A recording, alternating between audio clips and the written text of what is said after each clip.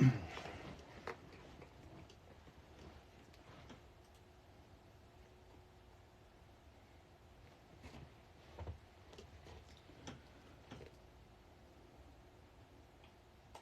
right, people on TikTok are just getting in. We're about to go live on Twitch and start the podcast. So give me a second here, take a drink. We'll let the people on TikTok shuffle in, and I'll hit start streaming, and we'll start the podcast. And TikTok, it takes a little bit for people to get in. Welcome, if you're just joining us. We're just getting started with the Prep Poppy podcast. May be interactive, may not be, may come and go. We'll just see. I got the chat here. I can see the chat. I may not always be looking at it. And I do have my computer here, which, by the way, we haven't started the actual podcast yet. If you're watching on TikTok, we're going to do that in a moment. The silver stuff, before you ask, it's a little bit of an Emp Shield. I have a couple external hard drives in here that I keep some data, and because this whole laptop is used often, I thought, might as well attempt to protect these hard drives, right? So there's a little bit of that going on. There's some foil and bubble mailer and some conductive tape and stuff, and better than nothing. But really, I just needed a way to hold these hard drives securely to the machine, and I figured might as well make it somewhat EMP resistant in doing so. So if you got questions about that, that's what's up there. I know it doesn't look good, and I don't care, it works. Okay, so with that being said, we're gonna jump into the podcast here. I'm gonna start streaming on twitch.tv, Prepzone Rise. If you want to check that out, you will be able to see my computer screen on the Twitch chat. On the Twitch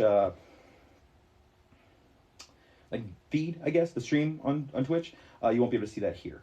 Maybe in the future you can. I have access. I was granted access to the TikTok gaming for live streams, so I have the ability to screen share my phone during a live. However, unless I'm doing something wrong, I can't actually see the stream like I can right now. It's just like a whitish screen saying you're now screen recording. And then I have to pull up Steam Link on my phone. And then Steam Link is meant to show the games. However, it shows your screen if you do it right. So I'm able to stream just regular computer screen if I want to. But I can't do both. I can't do, maybe in the future. But so we're going to do this now. I'm going to go live in a second here on Twitch, and we're going to start the podcast. And for this time, it's pretty much going to be me talking. I wanted to do kind of this first episode with just a Prep Poppy, but the idea is that it's going to be kind of interview format in the long term, right? Like Javante or somebody might end up on here. And it's possible that select people are welcome to come on here today if they have something to say for part of the time.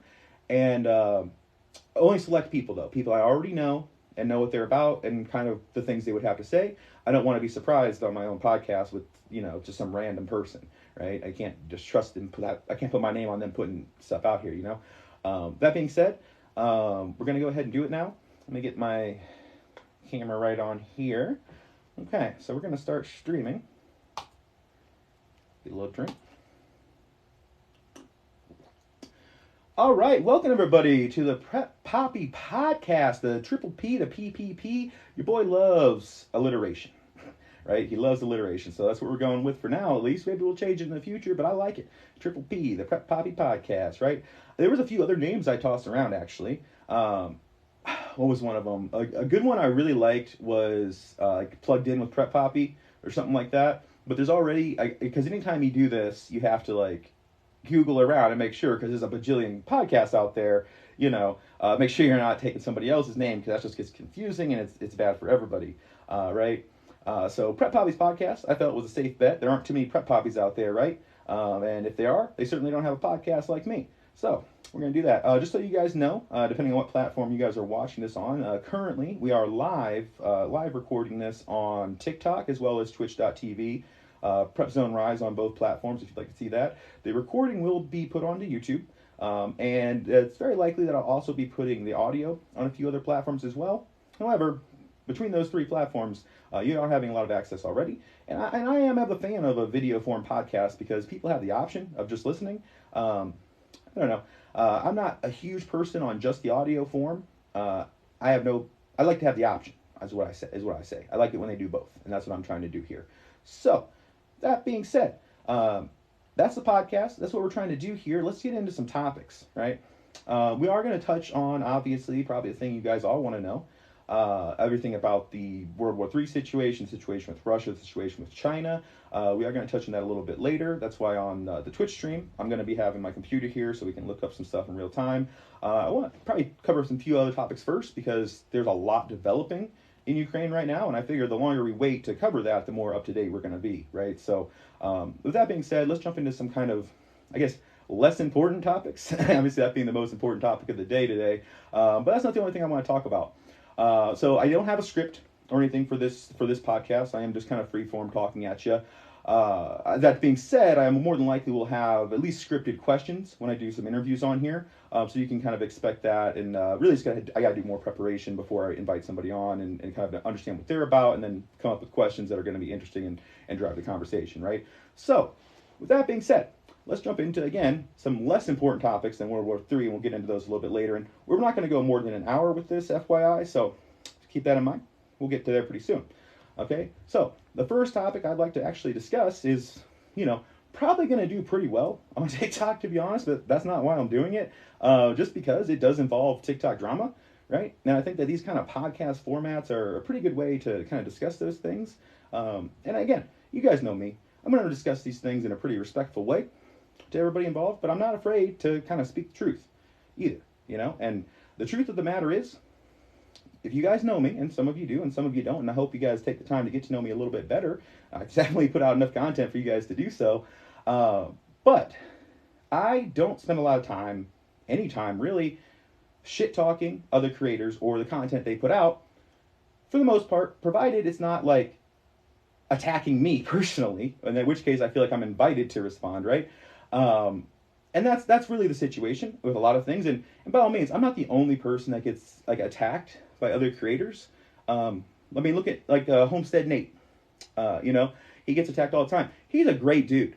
And if anybody ever asks, I'm Team Nate. And if you guys don't know him, he's like one of the bigger homesteaders on TikTok. Really good guy. I respect his content, right? And you gotta love Minion, his little dog too. Minion has his own channel, which I enjoy. But all that being said, I am a larger creator in the emergency preparedness side of TikTok. Obviously, I do a lot of other things. I sing and I dance, and most of it's all connected back to that prepping.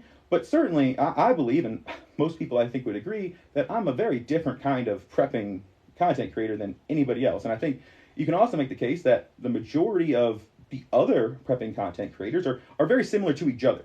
And that's not to say that there's anything wrong with the content they're putting out necessarily, right? Just that I'm bringing something different and new and other perspectives. And I believe that you should get both of those. You should get, all the different perspectives on this stuff, because you, in your situation, is not the same situation as some of these diehard operator preppers that are out here that, have taken to attacking the Prep Poppies channel and content, right?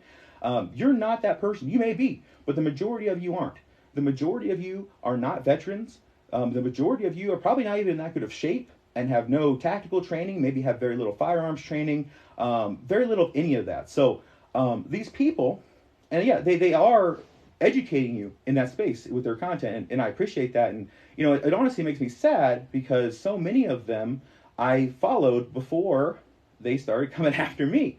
And I obviously never did anything to them, right? And I'm not going to name any names or anything here, and I don't think that that's appropriate. And I will say that a lot of this stuff has died off somewhat, but it comes and goes. It flares up, and I'm definitely not trying to stoke the flames in any way. So if anybody's watching this that takes issue with me and is one of these people, not trying to stoke the flames. I'm just, trying to get my thoughts on the matter put out there, just as you have, probably in a more respectful way than some of you have, just because that's who I am as a person, right?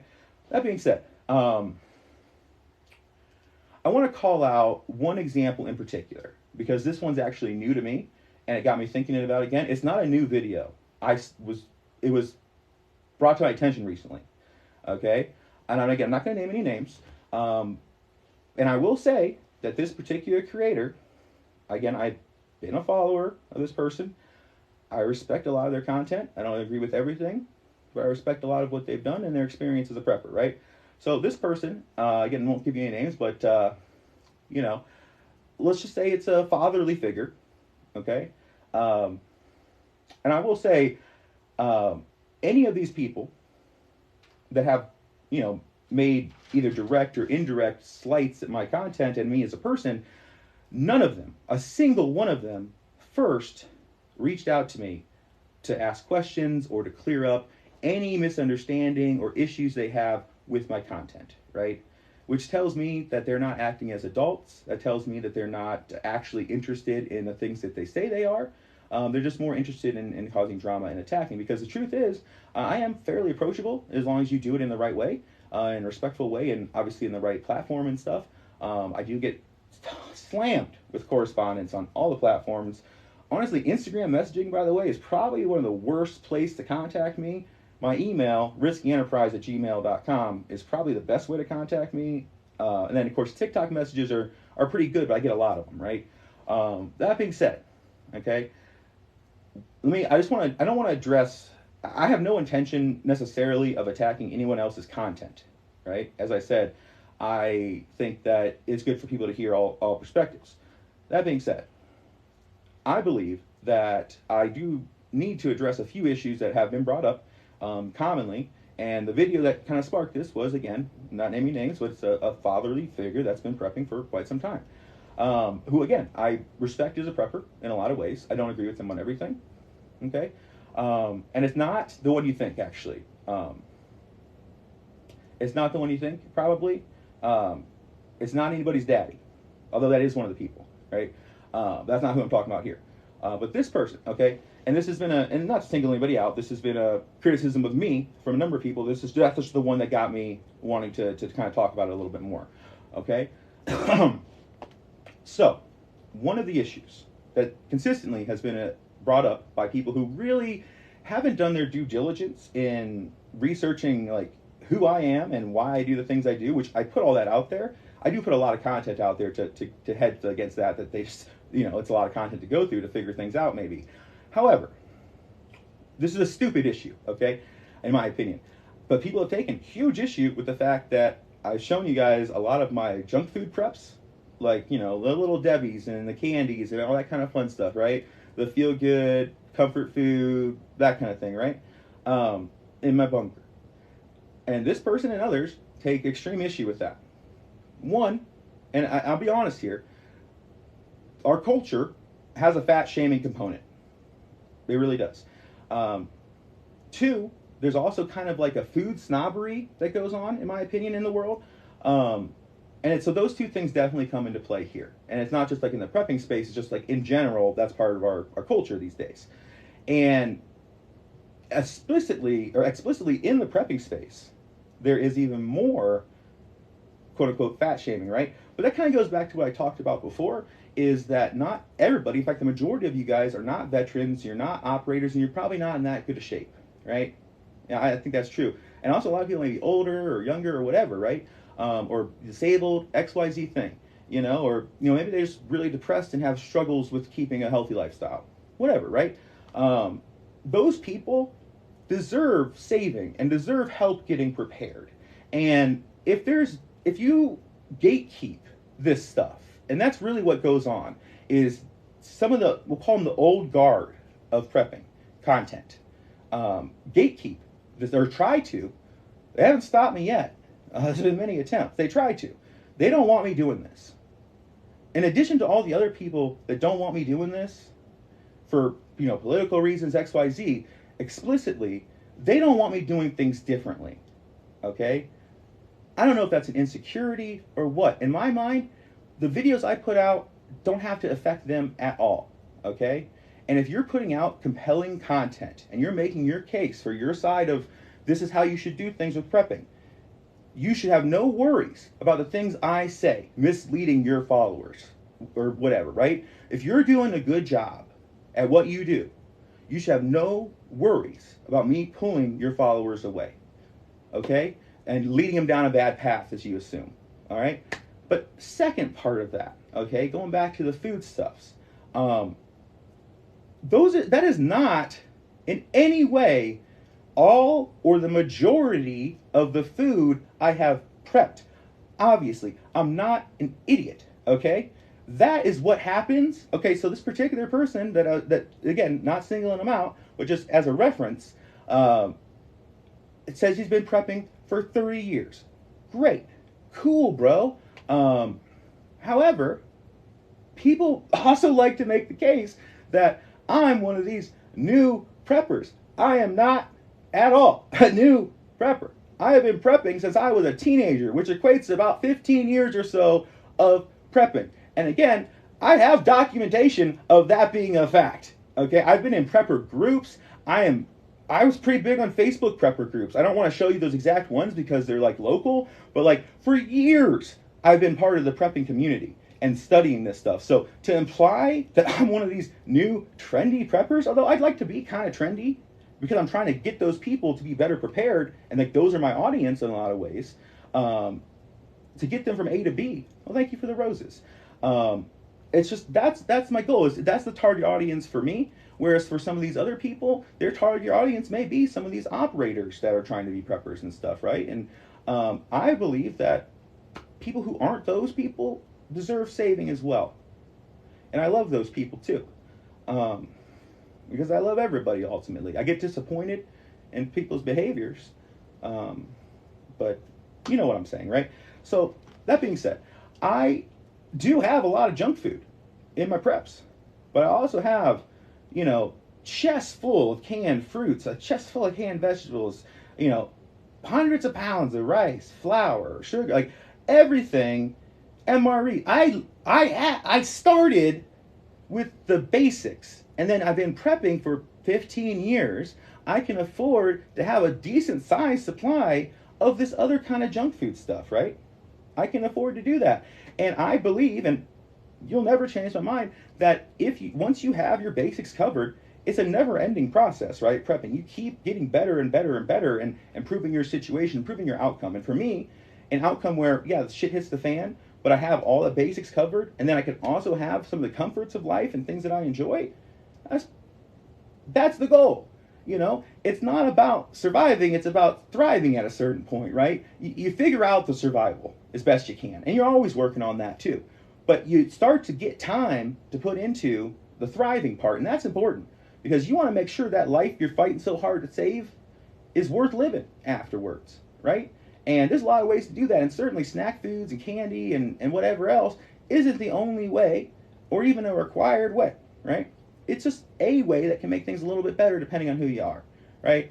And especially when it comes to things like mental health and X, Y, Z other thing, that can be helpful, okay? And again, don't take this as me railing against people having healthy diets. I'm a vegetarian, first of all. So obviously, vegans have pretty healthy diets. I'm not a vegan, but I respect that. I respect people who live healthy lifestyles and are happy. But I also respect people who eat unhealthy things and are happy. I respect people that do things that make them happy without hurting other people, And the other part of that is that physical fitness. And then we're going to kind of pivot into the second topic that's associated with that, right?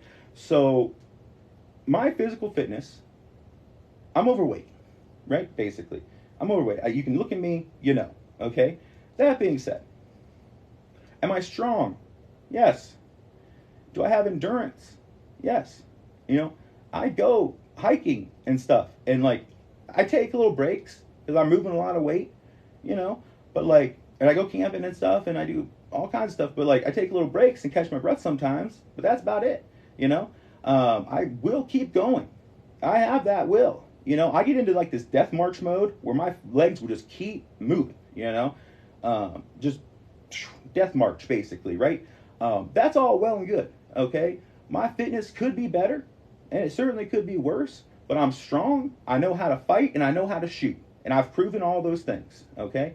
At least good enough, right? All that being said, the reason people want you to be so physically fit is because, again, they're trying to turn you into operators, which some of you have no shot in hell of being, right? And I don't have any intention of being. Maybe I have a shot in hell, but I don't have any intention of being an operator, right? Battery's running low on my PC. What the heck? I got it unplugged here. But anyways, I ain't got no intention of becoming an operator. But here's the other part of that. Everybody has, I'm just trying to get this plugged in before my battery dies. Everybody has a, plan, right? You have your survival plan, your situation, what have you. Let's see, which plug? I don't want to unplug the wrong thing. That's fine. I don't need that light. Anyways, We got juice. Okay. So my personal plan is very much, unfortunately, I guess, if it goes wrong, becoming an Alamo situation. I do not intend to run. I probably will fight at that very end, but it ain't going to be a run and fight, and it's going to be with Second Amendment stuff, right? It's going to be quick, and it's going to be done. I'm either going to win or I'm going to lose, the way I see it. So I have my bunker. My bunker is hidden, okay? The only way that I have to fight is if that bunker is found. And I'll tell you something. If that bunker is found and we're in it, all right, fleeing probably isn't the option. It's probably not, okay? And that's the simple truth of the matter. I am a bug-in prepper. I tell people to shelter in place wherever possible, but to prepare for that, to make hidden spaces, to make secured spaces, because the best bunkers in the world, guys, the best bunkers in the world have air vents. The strength of a bunker is not in the steel and the concrete. No, it's in the stealth that people don't know about it. Okay, and yeah, people know about mine because I've taken that risk on to share with you as a sacrifice. That being said, most people that have access to it after shit hits the fan still do not know about it. Meaning my neighborhood. Because anybody a state over that's watching me on TikTok, good fucking luck getting here and getting to my bunker after shit hits the fan. You will not make it. And these people also give a lot of bug out advice. Most people who bug out will not make it. However, the people who shelter in place, a larger number of them, if they do it correctly, will make it. All right? That being said, you put me, and there's my cat, a physically fit person, into a bunker with a set amount of food. My bunker, right? Over that course of time, I will outlive that person in terms of starvation. Bottom line. That is, look, we have body fat for an evolutionary reason or for a religion, whatever you want. We have it for a reason, right? It does a job, and if you have the right knowledge, you can make sure it's doing that job as best as possible for your survival. And what is that knowledge? It's the simple knowledge that when you die of starvation, you die of a heart attack.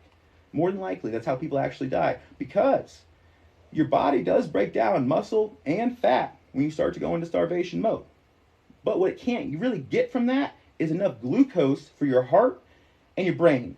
So as you start to starve, your thinking gets less clear, and your heart starts to mess up, and eventually your heart fails. Okay? Your heart fails eventually. That's how starvation works. However, if you take your food, okay, and you ration out the higher glucose items towards the end, and you can stretch out just some glucose coming in, which is sugar, okay, sugary food, including fruit, but also including candy, you will survive longer if you're fatter. That's the simple truth. As long as your heart's getting the glucose it needs, okay, you will survive longer than somebody who doesn't have body fat. It's just the truth. In that exact situation, and that's the situation I am planning for and trying to put myself in. Okay, so that's my thought process with that. That's why the getting more physically fit and spending all that time and energy doing that is less important to me than the other things I'm doing with my time and energy for my prepping, right? So you got to make these decisions. You got to decide how you're going to spend your time, your money, and your efforts with your preps, right? And just because somebody tells you that your physical fitness needs to be the first important thing, doesn't mean it's true. And you get to decide that for yourself. And that's it goes back to, like I said, have multiple perspectives, okay?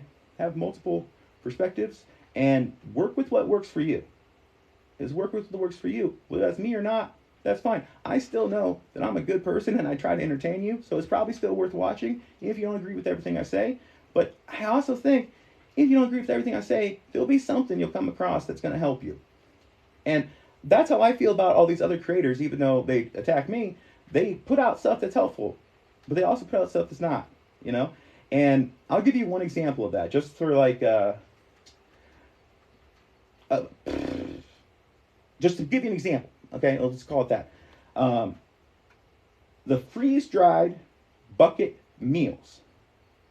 Basically every one of these people that I've noticed that makes videos, attacking my content, if you look into them, they're selling these freeze-dried bucket meals, which I've talked about before, and I really don't recommend except for in very specific situations. And they're pushing them to like entry-level preppers. I don't agree with that. I really don't agree with that. I am of the belief that these buckets are, you're overspending for your prep when you do that. Maybe you get more convenience, right? Maybe you get more convenience, but you're overspending, bottom line, right? Because A, you can buy like the freeze-dried material, whatever food you want, yourself in bulk for much cheaper, and just literally, you can Mylar. A lot of times it's going to come Mylar in that case. Put it in a bucket with a gamma lid for at least half the price, right? That's the truth of the matter. And the other part of that is that a number of these companies, and a lot of them are reputable, but some of them have been caught not being reputable because they expect people not to open these buckets right away. So they're not advertising what's actually in there, and it's not actually going to last as long as they say. And you don't know exactly what's in there for sure until you open it. So even if you inspect one and that's okay, you're relying on that food to feed yourself and your family, but you're not opening that Mylar. You're not inspecting it to make sure it's not bad or XYZ other thing. You're just trusting this company that's being pushed to you by these other preppers. And that's one thing, right? But here's the other part of it, okay? Those are 25-year shelf life, long-term food options for preppers, okay? A typical can of food, I'm going to say 5 years, 2 to 5 years, let's say 5 years, okay? Even if you go with 2, unless you have enough canned food to last you 2 years, there's no reason to need anything shelf-stable longer than that unless you don't rotate. But you should be rotating your prepper pantry, in which case you could have up to 2 years worth of canned food. And that would stay good and be rotated and always have 2 years worth of canned food on hand for phenomenally cheaper than these buckets. Some of these buckets are $100 to $200, and obviously prices have gone up. But let's say a can of food's roughly $1. 100 cans of beans, 200 cans of beans even, versus this bucket. What's going to give you more calories and more food? And it doesn't have to be beans. You can get a variety. But again, you can also do the freeze-dried stuff yourself if that's what you're looking for. And the other part of it that they don't really even mention is that freeze-dried food really creates a lot of other problems for you. It really does. It creates a hydration issue because canned food comes with hydration already. Water is one of the hardest things to prep in sufficient quantities unless you prepping a production method for clean water. If you're just prepping water storage, it takes a lot of space. It's very heavy, and that's a whole other thing, like with the big IBC totes and how you're going to move those, and it's better to have smaller ones, in my opinion, like a bunch of small containers. But anyways, the dehydrated food requires extra water, which is already a hard thing for you to have enough just to drink and clean of, whereas the canned food comes with it. So that's another trade-off you're taking, and you're spending more. And the fact that these channels claim to be, the most legitimate preppers and gatekeep, but are giving you such bad advice for personal financial gain, I take issue with that when they take issue with me. Otherwise, I'll let you guys figure that shit out about what they do. That's fine. But if you're going to come after me and the things that I do here, that's the truth. And I don't want anybody overpaying for stuff when they could buy other preps that they need with that money. And also, I don't want anybody to open their buckets a year from now and find out there's just dog shit in there, when you could have packed it yourself and saved money. And maybe you don't have time for that, or maybe you do have that 2 years worth of food and you're looking for 3, 4, 5 years. In that case, go ahead. Pick a reputable company and go ahead. But until you're at that point, and they don't make this point because they want you to buy these buckets, you shouldn't do that, in my opinion. I have buckets of freeze-dried food. Don't get me wrong. Not those ones. I have like a whole bucket of potatoes, for example. Like freeze-dried potatoes, which is cheaper than buying like these little 72-hour buckets, I have a whole bucket of freeze-dried potatoes from Augustin Farms or something. That's a little bit different, It's just one thing. It's the same thing as just buying that in bulk and making your own buckets. I could do that, right? Just buy MREs. So MREs are not a bad thing to have for me. I don't think MREs are the appropriate thing for the majority of your prep as far as your food supply. MREs are good for, let's just say, away missions, more or less, when you're not at your base, right? Your shelter-in-place location. If you need to carry some food with you, it's a great thing to do, right? It's a great thing to have.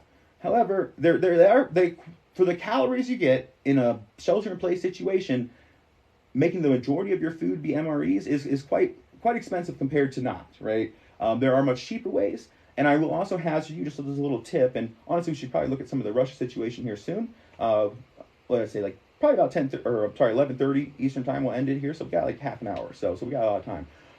But with the MREs, those heating packs that come with them, honestly, guys, just plan on those not working.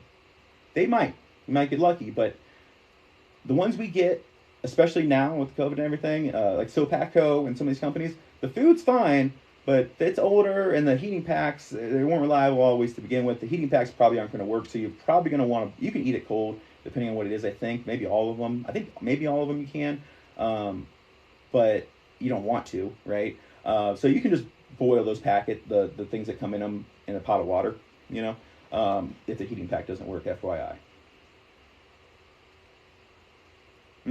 Yeah, so plan to grow and raise, and that's another thing I'm doing. So yeah, I have all that snack food and stuff, right? But I also have all the, the healthy basics.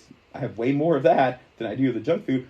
But I'm also working on the growing stuff. That's something I've gotten into more and more. I've always had like seeds around, but now like I'm doing it heavily. I'm building the underground renewably powered when needed after shit's the fan greenhouse area in the basement, and then it's also going to be a big, basically a small farm. A little bit. Hopefully, I feel like a garden produces less food than what I'm going for with this, if that makes sense. Because I'm trying to grow as much food as possible to give out to others when times are tough, right? To family members and stuff that weren't prepared. And also for me to preserve, and X, Y, Z other reason. But I'm of the mind that if you already have plants started at all times, 365, using your indoor stuff, you're way better off. You also, you know what works and what doesn't, and you're able to afford to make mistakes now, right? That's a lot of the stuff, that's another thing that people attack me on, is that I do make mistakes sometimes, obviously, everybody does. When that does happen, if sometimes people think I made a mistake when I didn't, but sometimes they think I did and I did, and so maybe somebody will comment on a video or something, and if it's really bad, I may delete the video, but if it's just like, oh, there's a little clarification needed, I'll pin their comment even, at the top of the comments. So anybody who needs to hear that will hear it. Or sometimes I'll even write a comment and pin my own if I need to clear something up. But then most of the time, people are just kind of misunderstanding something when they say that about me, or like they, some of the safety concerns. The fact of the matter is, if you're going to do kind of experimental stuff or trying to figure some stuff out or anything that's like slightly more dangerous, you damn well better do it now while there's a hospital 5 minutes away before shit hits the fan. So a lot of the stuff I've done that people have been like, it's because I know that help isn't far away now, and I don't want to be having to try this shit after shit hits the fan when help's never coming again, if I needed it, right? That being said, always be careful. Always know that you might not see on a short video all the safety precautions that are being taken. Like with a lot of the fire stuff, I have fire extinguishers fucking everywhere when I'm doing, like multiple fire extinguishers fucking everywhere when I'm doing those videos. The fire department is right around the corner from my house. So is the sheriff's department, by the way.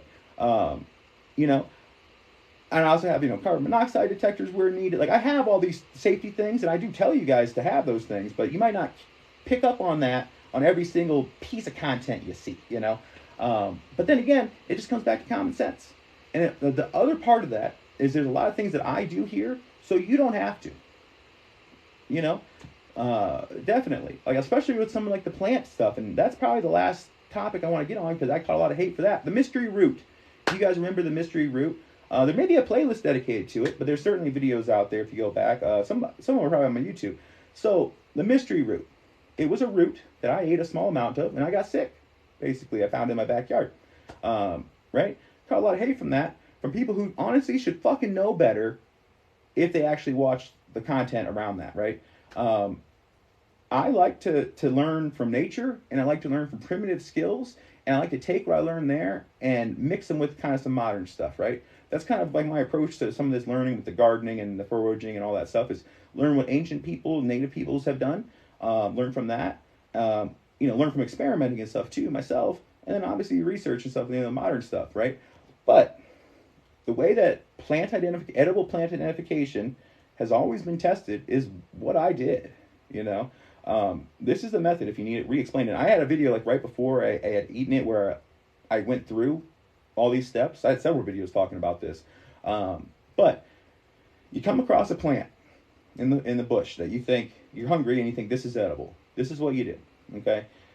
First thing you do is you're going to want to look at it, you know, think about any poisonous plants you may already know.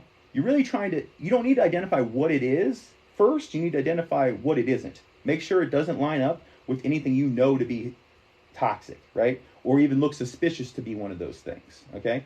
That's the first step. Second step, okay? You're going to take some, all right? And you're going to rub it on your skin. You know, some people do the back of their hand, inside of their wrist. You know, if it's like a leaf or something, break it so you're getting that juice. But just get a little bit of the whole plant in contact with a small spot of your skin, okay? Then you step back and you wait. At least 15 minutes, maybe an hour, maybe longer, okay? You wait a while. Do you have any reaction? If you have a reaction, walk away. Walk away. If you don't have any reaction, okay? And by the way, you can also just smell it as you're doing this. I didn't include that as its own step, but use your nose, eyes, nose, okay? And then your touch, right? No reaction. So then, okay, what you're going to do, again, I would say at each step of the way, as you take a new piece, make sure you're smelling, okay? Now, since you had no reaction to your skin, the next thing you're going to do is repeat the process, but on your lips, okay? On your lips. I will say if you are smelling or eventually tasting, the taste of almonds is very bad.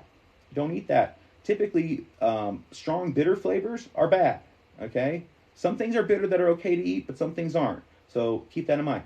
And then again, typically sweet is a good sign, but not a guarantee. I'll tell you that too. Sweet is a good sign, but not a guarantee. People say sweet, if it's sweet, it's okay to eat. That's not true, but it is a good sign, right? So you're rubbing it on your lips next. Now, if you experience tingling, and you're going to wait again 15 minutes, an hour, or longer, you feel anything tingling, stinging, burning, any irritation, walk away from that plant. You don't need that, okay? But provided it passed that test, okay? Provided it passed that test. Now you should be good to go ahead and take a small bite, okay? Take a small nibble of it, all right? Chew it up in your mouth, chew it up. Let it sit in your mouth for a couple minutes, right? Then I would say spit it out, okay? And then again, go through another waiting period, all right? You may want to wait a little bit longer for this one, but go through another waiting period, okay? Following that, the next thing you're going to want to do, if it passes all those tests, is you're going to want to go ahead and actually ingest some of this plant, all right? You're going to take 1 or 2 bites, chew it up well, okay? Small bites, and swallow it. And then again, step away for a while. This time, step away for 24 to 48 hours, okay? Make sure you have no ill effect. I also recommend that if you're doing these kind of tests, you're not eating a whole lot of other stuff, especially stuff you don't know what it is or it could make you sick. If it's something like you know for a fact you're not going to get sick and you got to eat, that's fine. Don't take any other food risk while you're doing this test because it's going to invalidate your results. There might be something that it's safe to do that because if you get sick, you're not going to eat this plant, but you may miss out on a potentially actually edible plant because you thought you got sick from that when you got sick from something else. But then you eat a couple bites and you just wait to see if you get sick. All right. That's where my test failed of this plant. It passed all those other tests, but on that final test where I eat a small amount, and during that waiting period, a few hours later, I did vomit from both ends, a good amount, okay? And at which point, I didn't die, I didn't go to the hospital, nothing, because I ate a small amount, and I did all those other tests, which tell me that it's not quite so toxic, right?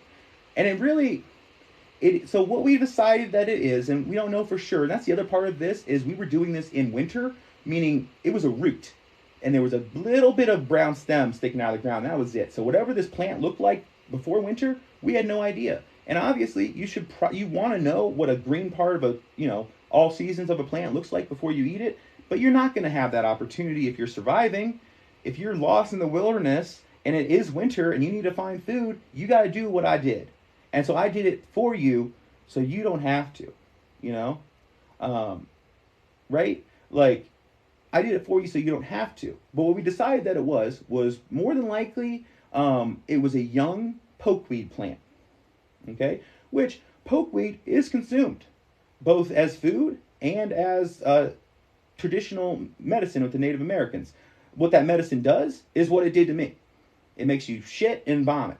It's like Epicat, kind of. You know what I mean? If you need a good flush out, that's what the natives would use the medicine for, okay?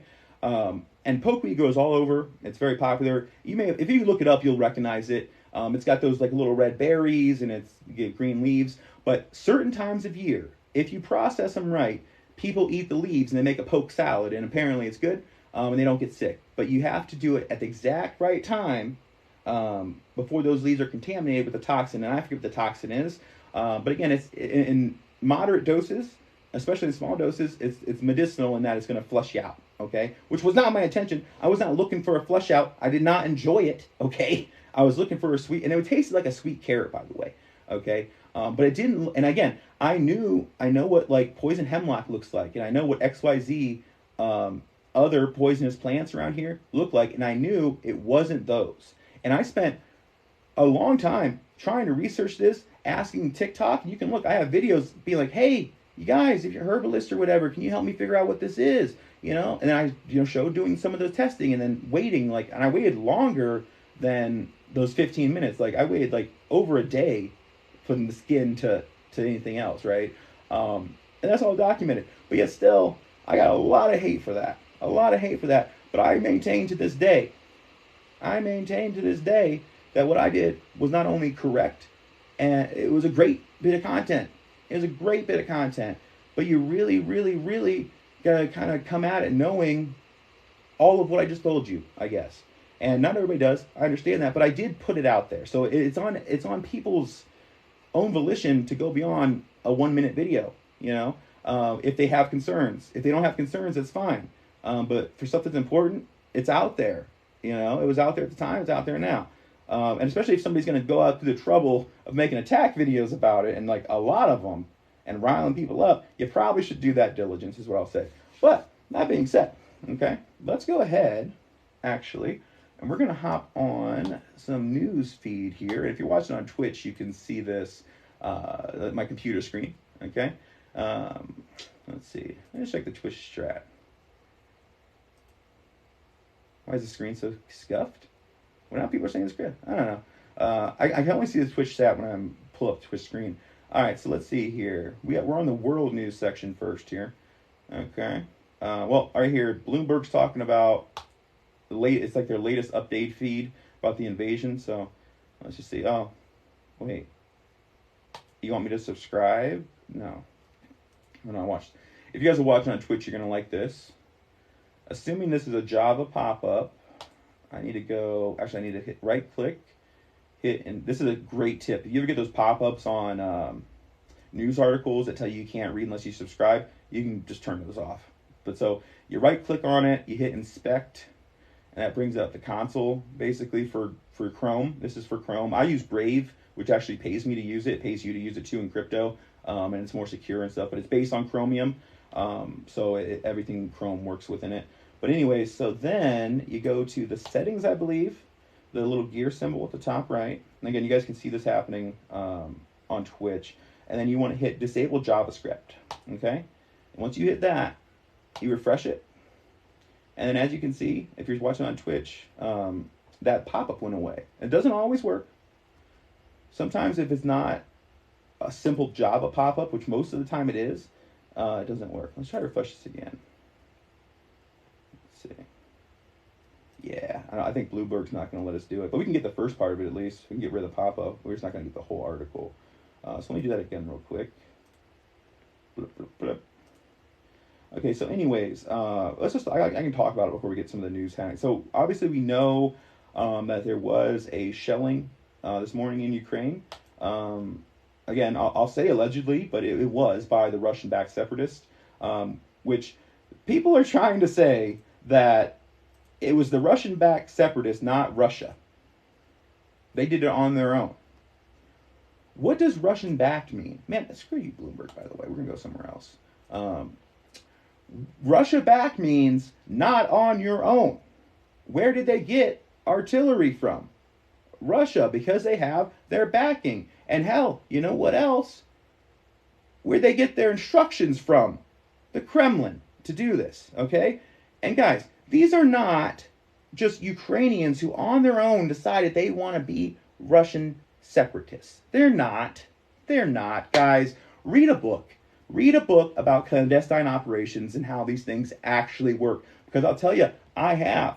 And if you haven't, there's a good chance I understand what's going on a little bit better. And let me tell you, okay? So, explicitly, when it comes to things like this, you get your agents in there, all right? And what they do is basically create guerrilla fighters, a guerrilla movement within a country they're trying to destabilize. And the way they do it is really insidious, and they really make people either have no choice or make it think like it's their idea. You know, these are the best spies in the world doing this stuff, the best operators in the world doing this stuff. But it's more than just like what you might think, like just convincing people. Here's an example. This is straight out of the CIA handbook, which I've read on this kind of clandestine stuff, right? So what they do, if somebody is important to the movement that they're trying to create, the guerrilla movement or the resistance against the regime, but not willing to join your little guerrilla movement, your forced revolution by another foreign nation, what you do is you get another person, okay, that's not the operator, to bring that person to one of their areas, one of their meetings or whatever, right? And then during that, pictures are taken of this person being there, right? And then they go and tell this person, look, if they're like on the fence or whatever about joining up with their cause, they say, hey, we got your pictures. Doesn't matter if you actually support us or not. The regime is going to get these pictures, and they're going to think you are, okay? So at this point, you're with us. Not a great option after that, okay? That's one of the things they do. That's just one. And obviously, like, you can pick people's kids up from school, and they're going to do whatever you say. Like, pick them up and drop them back off at home safely with a note. They're going to do what you say, okay? And that kind of shit happens all over in this country and abroad, all right? Guarantee you. I mean, if you look back, I can't remember any of the names, but there was a judge that her house got shot up, you know? Then there was a lot of sketchy shit with that. Like, figure out that story. She wasn't home. Her family was. And they got, you know, it was sketchy. Like, there was a big conspiracy around that kind of got slept on. But we're not going to get into that. So Biden is saying that there's every indication that Russia will attack Ukraine within the next several days. Got to agree with the guy there. I don't agree with him often. Okay? They kind of already did today, though.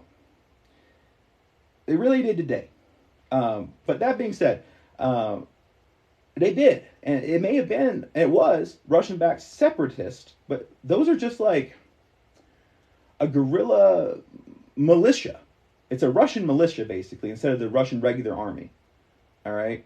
The regular army is what's massing around the border, and the separatists are guerrilla fighters that were, you might as well think of them as a branch of the Russian military, okay? Because they were created by whatever, the modern equivalent of the KGB, which is basically the same. I mean, Vlad is a KGB guy from back in the day, first of all, okay? They were created and set forth and supplied by Russia as, you could think of them as a militia in another country, if you want to, okay? That's essentially what they are. But they do take direction from Moscow. 1,000% they do. Why wouldn't they? Why wouldn't they? You know? And some people have even said or claimed that Ukraine carried out this attack in order to provoke war and that Ukraine is attacking Russia. Guys, that is the biggest line of Russian propaganda I've ever heard. And I am shocked and disappointed that people aren't questioning that more. Okay? Whatever happens with this, whoever's fault it is, all right, whoever the aggressor is bad for Ukraine. Ukraine is fucked, all right? Ukraine is in the middle of something way bigger than Ukraine, and they are the battlefield. Do you think Iraq worked out well for the Iraqis? You know, it didn't. It didn't. It's going to destroy that country, the war. Whoever wins or loses, whoever was the aggressor, whoever started it, it's going to destroy that country. And that's not I'll tell you, that's not what the government of Ukraine would like. Okay? That's why they've been downplaying so much. They don't want war in Ukraine. They want to be allowed to exist and to make money and have people pay them taxes. And so they can keep having power and be rich. Because I'll tell you, whoever the leadership is in Ukraine, they won't be the leadership after the war fucks them. Okay? No matter what. Russia, if they do this, will take good chunks of the Ukraine, including the capital. That's why we've moved our embassy to the far side of the country recently, out of Kiev. Okay? We did that because we anticipate heavy damages, casualties, and potentially Russia taking the whole fucking place. Okay? We do. That's why we got Americans out of there. And I almost disagree with that as far as American troops. I think that having them there, if we truly are here to protect Ukraine's security and protect them from being invaded, we withdrew those troops so that Russia would not accidentally hurt our troops, forcing our hand into attacking them back, right? That makes sense on the surface. However, if you consider the possibility that Russia probably doesn't want that to happen in response to that, they may hold off on the whole thing if we're standing in the way. And isn't that our job? Isn't that the propaganda that we put out? That we are the world police and we're going to stand in the way, physically put ourselves between you and the bad guys to protect the world, to protect freedom and democracy all over the world. That's the propaganda, right? And maybe, truly, that would work. Maybe. Just the presence and the risk of retaliation for Americans, right? I don't want to lose any troops. My hope with that is that they wouldn't attack because of that, right? Okay? But pulling them out almost seems to me like an invitation, right? An invitation. And it also seems to me to speak to the fact that he kills Ukrainians, that kills Ukrainians, we don't care, we're not going to respond. That's why you don't kill Americans, we will respond. And I'm not taking issue with like that part of the thinking, just that maybe it made things worse to pull them out. Maybe, right? Okay? It may have been a deterrent. I don't know. But so I really just think that the president and the administration as a whole, including the military leadership and the clandestine leadership all across the board, is failing us here. I really do. I also believe that another administration of a different color tie would also be failing us here. Okay? Because I also know, across the board, our government's failing us, right? Right? They withdrew the National Guard troops that were training the Ukrainians. Unless they put them back recently, they did actually withdraw those, to answer your question. But again, there is a lot of misinformation out there. For example, Russia claimed that they pulled their troops back yesterday, when actually they added more. And they added like 7,000 more troops when they said they were pulling them back. And there's like satellite pictures, and our government lies a lot. But to me, most of the facts and stuff that they've put out recently about this is kind of fleshed out in a lot of ways. In terms of they're showing satellite pictures, and you see on TikTok videos, people on the ground filming this stuff. It's crazy. And here, you know what? Speaking of that, I want to call somebody else, not directly out. I'll just say, to go back to the drama from before, there is a lot of misinformation out there. And some of these preppers that have attacked me are pushing some of that, for sure. Namely, and I'll let you figure out who posted this. Just that, I'll give you a clue. There's geography in the name. And this is some person who actually I used to be friends with, but then they flipped on me, right? There's a video of what looks like 2 nuclear bombs going off in Ukraine. If you've seen that video, it's nighttime, they're driving, and there's 2 mushroom clouds, okay? People are posting that without context, or I almost posted that video until I did 2 seconds of research into what was actually going on, okay? Because I don't try to scare people with false news. That all happened. It was in the Ukraine. It wasn't nukes. It was actually weapon depots. But the thing that they left out, that was over a year ago that video was taken. It's not happening right now, okay? It's not an escalation of the right now, all right? A couple weapon depots exploded in Ukraine a while ago. And then that video is surfacing now, and people who you should, you expect to be able to trust with this stuff aren't clarifying that with that. And I think it's a cool video. I mean, it's not cool, but it's interesting to watch, right? These big mushroom clouds and stuff, but it just seems dishonest to me. Clickbaity, and making people panic about not what's actually happening right now. There's probably reasons to be upset and panicked or whatever, but don't panic. Only panic a little bit, as we say. If you're going to panic, stay calm, stay prepared. But yeah, there's a lot of misinformation going on, okay? And I try to suss out what's actually going on and give you my take on it. Am I always going to get it right? No. But honestly, guys, I don't get very firm on things that I feel like I'm not 100% on. You know what I mean? Because I'll say things like, I don't have a crystal ball, but it looks like this. The evidence speaks that this is what is more than likely to happen. And for me, the evidence of the troops around Ukraine is overwhelming. From the satellite pictures to the boots on the ground video to XYZ other thing to the motivations, what do they say? Motive means an opportunity. It all lines up for me, the things that there's definitely a lot of propaganda and fluffery coming out of the U.S. and NATO for sure, and a lot of language that's garbage basically around it. That being said, a lot of the actual intelligence that we're being provided, I find to be credible in terms of the troops being there, and also in terms of, I believe that the Russian-backed separatists are the ones who shelled that nursery. And I also understand that the separatists control very heavily where these shells came from, and that it's very unlikely that the U.S. or Ukraine or NATO perpetrated this attack against the nursery school, in my view. It would be too hard for them to get that deep into enemy-controlled territory with mortars, or I don't know if it was mortars or some kind of bigger artillery or what, and launch those without being detected and without being proven to be that kind of false flag, right? At the same time, literally the same day, Russia comes out and says that they found these mass graves that were allegedly killed by aggressive Ukrainian aggression or whatever, right? Literally the same day, what I think happened is that is the Russian false flag, an attempt at one that honestly got kind of screwed up, that didn't go exactly to plan, because, guys, we are fighting them. Like, in the world, like, we're having a propaganda war for sure, okay? But we're also just fighting their propaganda with the truth, is the way you fight propaganda sometimes. Even if your side doesn't always tell the truth, you're fighting a falsehood with the truth, so then you can then put your lie out later, basically. That's what I see happening a lot with some of this stuff. And the truth is, Russia is doing this. Sure, Javante, why don't you come on for a little bit? Wait, do it again. Do it again. It went away, if you can. But yeah, Javante the reporter, Javante Coker News 1, I think is your alt, or I'm not sure which one is which, but those are the two accounts. He covers a lot of this stuff. If you do it again, man, you can come on for a little bit.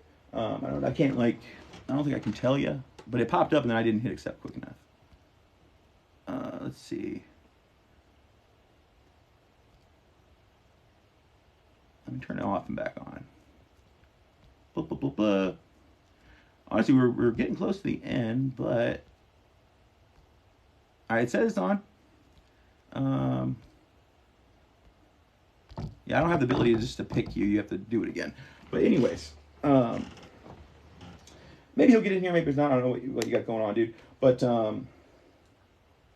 U.S. says war appears imminent after shelling on Ukraine front lines. 7 minutes ago by Reuters. There are pictures.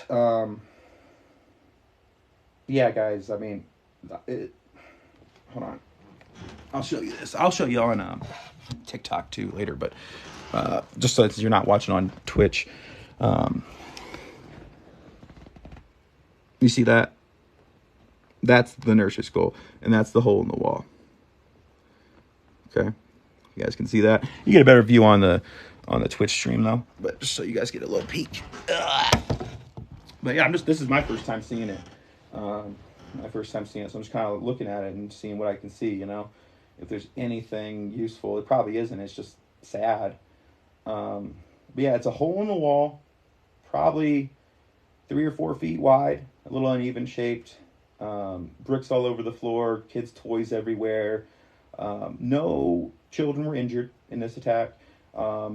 A couple of the teachers got concussions, assuming they got blasted back, but there were no serious injuries to my understanding in this particular attack, although there are reports of rail stations and infrastructure being hit as well, which more than likely that's what this was aimed for, guys, was some kind of infrastructure, I believe, and their aim just sucked, and that happens with artillery and mortars sometimes, especially with less trained people like these separatists, even though they've been trained quite a bit by Russia, and who knows, the person who took the shot may have been a Russian operative directly. Who knows? But I think they hit this nursery school kind of by accident. I'd be curious to see if I can find an address.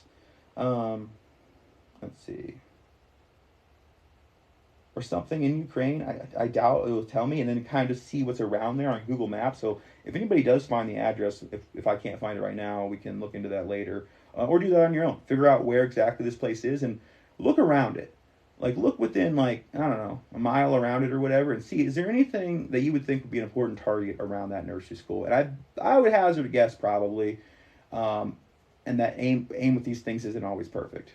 That's an EMP shield on the back of my laptop here.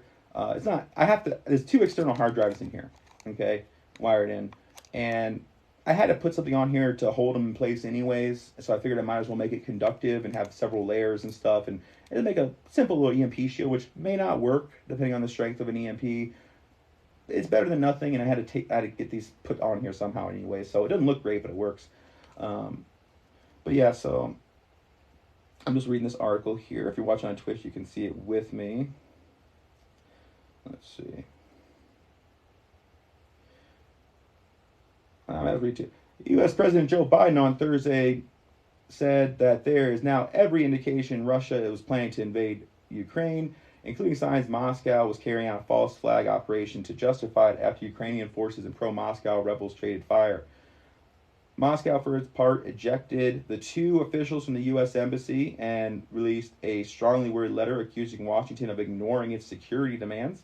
It threatened unspecified military technical measures. Guys, this is important. Let me read that for you again. Okay? Moscow, and this is from Reuters, it's 7 minutes old. Moscow, for its part, ejected the number 2 official, okay? So the second in command of our embassy in Moscow from the embassy, okay? Kicked him out of the country, all right? And they sent a strongly worded letter accusing us and threatening us with military technical measures.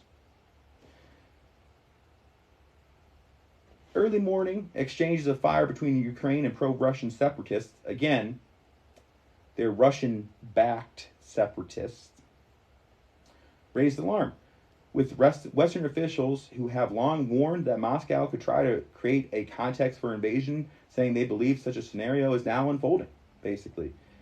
We have reason to believe they are engaged in a false flag operations to have an excuse to go in. Every indication we have is that they're prepared to go into Ukraine and attack Ukraine, President Biden told reporters as he left the White House. First of all, where he going, Joe? Are you going to your bunker? Are you going to Camp David or some shit? Mount Weather? Where you going, Joe? Keep an eye on that. Keep an eye on that shit. When the politicians start leaving Washington, you're in trouble. All right? Pay attention. I don't know how you figure that out in real time all the time, but if you come across that, just be mindful, okay? All right, so Biden ordered Secretary of State Anthony Blinken to change his travel plans at the last minute to speak at the UN Security Council meeting on Ukraine. The evidence on the ground is that Russia is moving towards an imminent invasion. This is a crucial moment, U.S. Ambassador to the United Nations, Linda Thomas-Greenfield, told reporters. Russia denies planning to invade its neighbor and said this week it's pulling back some of its more than 100,000 troops. It's over 150, guys, that has massed near the frontier or the border. Washington says Russia is not withdrawing, but in fact sending more. I believe that. Okay? We see them fly in more combat and support aircraft. We see them sharpen their readiness in the Black Sea. They have 40-some plus ships in the Black Sea, right? And all over the world, too. We're having issues, okay? And we also see them stocking up blood supplies on the front, okay? That shit goes bad. You don't do that for drills. You don't. They're ready for war, okay? And I'll tell you, they don't need that many troops just to take Ukraine either. They don't. Hell, they could take Ukraine mostly by air if it was just Ukraine, but it ain't gonna be. It ain't gonna be. And that's gonna be the first things you're gonna see. I've told you guys this before. First things you're gonna see is more than likely some kind of like longer range mortars artillery fire. And then as well, once things are actually hot, from aircraft and drone. Why I say hot is because that's going to be responded to differently. You get artillery or mortared, you're hit. But if somebody comes and has a plane flying over you with a Russian pilot in it, you're shooting down that plane. And then at which point you've killed a Russian soldier back. And that is an escalation from a one-side attack to a response, right? But you're going to see a lot of that. You're going to see a lot of air fights between NATO, U.S., drones, everything. Everything coming to bear that we can bear, maybe short of nuclear. I got to believe that there will be a more traditional conflict, at least prior to nukes flying. I don't think nukes will fly at the start. That being said, somebody may get frisky on either side and go for a first strike tactical kind of situation and hope that the response is either tactical and not all out, or they don't respond at all. I think that's very foolish, but I allow for the possibility of that happening, right? And that could set off a chain of events that could lead to all of them flying. But at least at first, I think there will be a lot of conventional warfare because everybody involved are going to do everything they kind of can to avoid setting off the end of the world completely, okay? With nukes, like just leveling, turning the whole world into glass. They're trying to avoid that a little bit, I think, still. And that's what we're going to see. So we're going to see a lot of air combat. That's going to come before. So typically, with military operations like this, and again, I'm not in the military, but I do study, some tactics and strategy and stuff like that. You soften your target first with artillery and with air. And then you're going to send in your heavy equipment, basically, your tanks, and we got MRAPs and coming in behind, but you're moving the tanks in, also your infantry and things like that. You're probably going to see a lot of paratrooper action happening here, so they can kind of deploy all over. I would be very surprised, actually, not to see maybe even some high altitude jumps deployments happening on both sides, just to help them get in and not get shot down. Which those are cool. You're basically a paratrooper from space, almost space, not actually space, but like really, really high up. So it's harder to shoot you down. And then you're following you're very hard to see or to hit until you get very close to the ground. Then you deploy and you land safely. That's a high altitude jump. But anyways, we're going to see stuff like that happening, I think, before we would see other things. However, caveat with all that, there are other very, very destructive, and honestly, I'll call them WMDs because that's what they are, things that we may see quickly as an attempt to try to get by with something that's not a nuke, that's almost just as destructive, such as certain cyber attacks could have a similar destructive impact on, like in terms of casualties overall, just a little bit slower to take place. EMPs as well, biological, chemical issues, all these things you may not get absolutely nuked in response to. I don't think that the Geneva Convention and a lot of the rules of war are going to apply in this conflict because in World War, it's a lot about what the other side does, but also it's just about winning. And that's the thing we all need to get on board with as Americans or non-Russians, is our side needs to win. At this point, however we feel about how we got here, or how we shouldn't have gotten here, or mistakes that were made, at this point, whatever it looks like, whether a win is to pull back and be fine, or to go in balls to the wall, I don't know. I don't know how we win at this point. It kind of feels like we're in a no-win situation, but we all need to be on Team America at least a little bit, and not on Team Russia, okay? And that's something I've made some videos about today already, but Vladimir Putin is no better. Okay, Vladimir Putin is worse than Joe Biden. I'll go that far. All right, Vladimir Putin is an old KGB guy. He's been president for way longer than he has any right to be. He assassinates his political rivals, That being said, Could you say a lot of that shit about a lot of politicians in America? Similar, yeah, you could. But because you don't like the administration, you don't like the way the government behaves or what we do militarily around the world, doesn't mean that you should flip sides to Russia, because they are the OG at this. Who fucked up the Middle East before us? It was Russia. You know who was before them? Actually, it was England, and that England is responsible for the turmoil in the Middle East. Just to be clear, the UK, the old British Empire, is the reason the Middle East is fucked up, because they drew a map based on nothing and it fucked everything up, right? Maybe it would be fucked up on its own. Otherwise, I can't see an alternate universe here. But the first thing to fuck it up really was the English. But then after that, it was the Russians, and we, not learning from their mistakes, basically did the exact same thing. Which, funny enough, check this out. The Russian stuff in Afghanistan happened right at the end of the fall of the Soviet Union. So shortly after they were out of Afghanistan, relatively speaking, for the whole history of the Union, they fell. And let me tell you something. The United States just recently withdrew from Afghanistan, and it's kind of looking a lot like we're going to fall.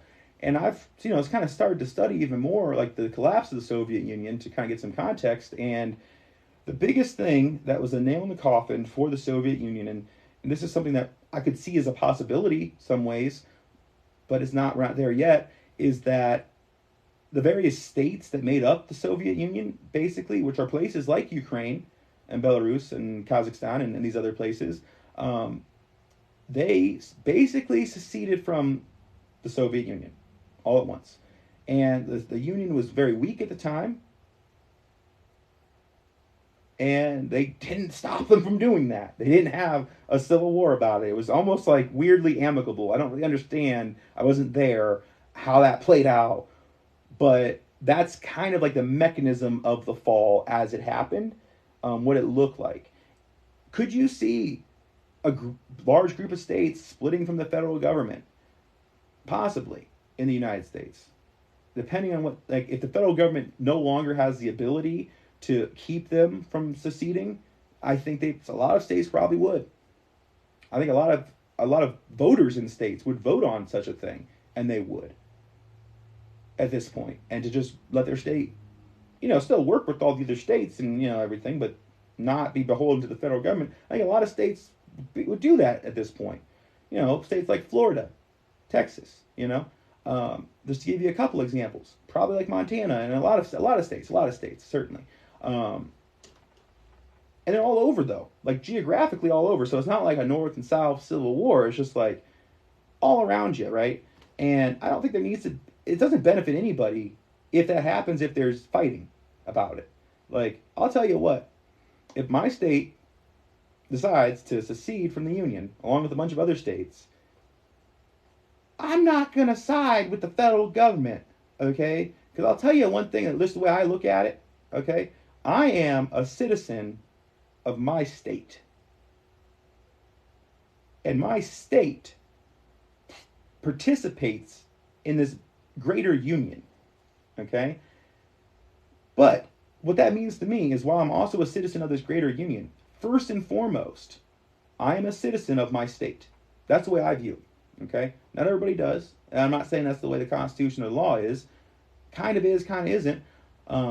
It isn't, but it in some ways it is, because states are also kind of pre-autonomous, or in certain ways. But this is my home. It's where I've always lived. I'm going to side with my country. I'm also going to side with my state in that situation. And I ain't fighting for the federal government against my state. I'll tell you that. I'll tell you that much right now.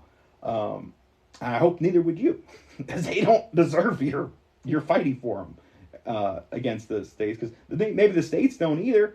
But I'd rather worry about a smaller pond to fix than this big fucked up pond. You know what I mean? Everybody's state is a fucked up smaller pond, but it's less fucked up than the big pond, right? So you're going to be a small fish in an ocean, okay? Or you want to be a small fish in a pond or lake, right? You have more ability. Your voice is louder in a smaller environment to make change. Truly, you do. Small community environment, your voice is louder.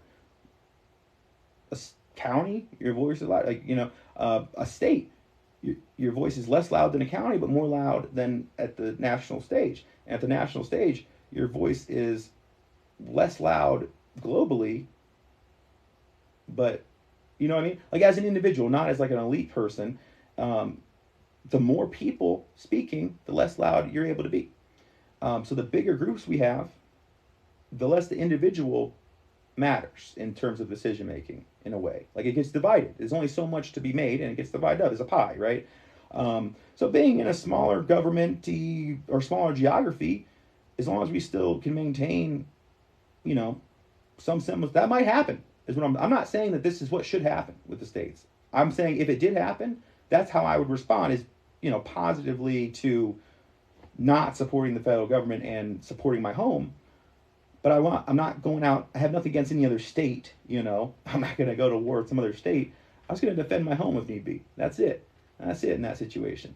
But I also can see some states seceding from the union if things start to fall apart, and like individual states somehow maintaining their own version of order-ish compared to the rest of the country, being a likelihood.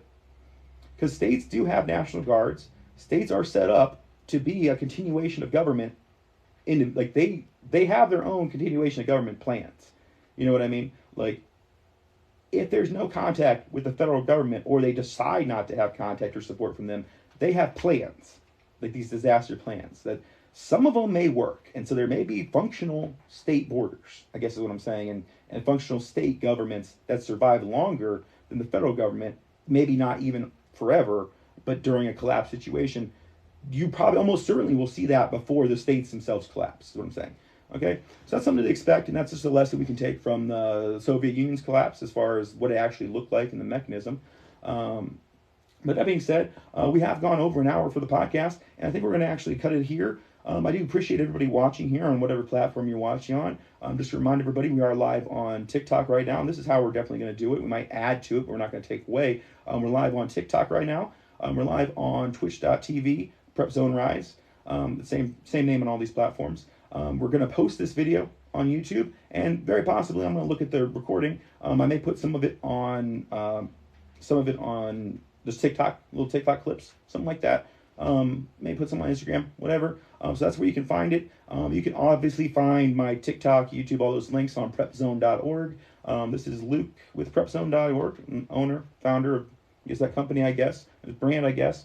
It's pretty much just me and the followers, right? But you're all a big family. We're all the Rise family. So I really appreciate you all in every possible way, but also appreciate y'all listening and sharing some of your thoughts here. And hopefully some of what I said made sense. Sure, not all of you agree with everything, but hopefully that it cleared some things up. Got my point of view out there and maybe help shape yours, no hate to anyone, all respect to everyone.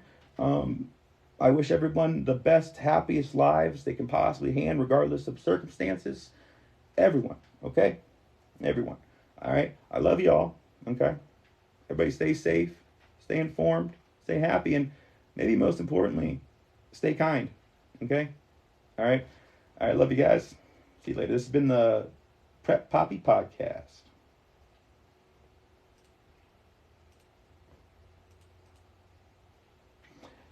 All right, sorry, I ended it on Twitch before I ended it on TikTok.